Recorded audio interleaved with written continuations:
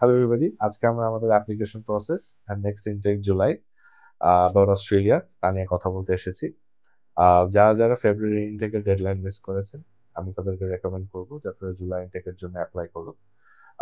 July intake offers you one of the best universities and one of the top courses in Australia, and it also gives you the time to prepare for your application and আপনার financial arrange করার জন্য আপনাকে একটা moderate time দেয়। And about the documentation, it's very easy. যে আপনার initially for application, you will need your valid passport, you will need your academic transcript and certificate, and আপনার English proficiency test result. ব্যাচেলারের জন্য we recommend IELTS আপনার যাতে 6 থাকে overall, and for masters আপনার 6.5 থাকে। So আপনার সব ডকুমেন্ট সাবমিট করার পর আমরা একটা আপনাকে কন্ডিশনাল অফার লেটার এনে দিব।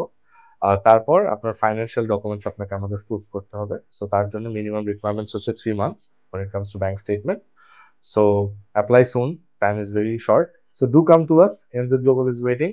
The address is given below.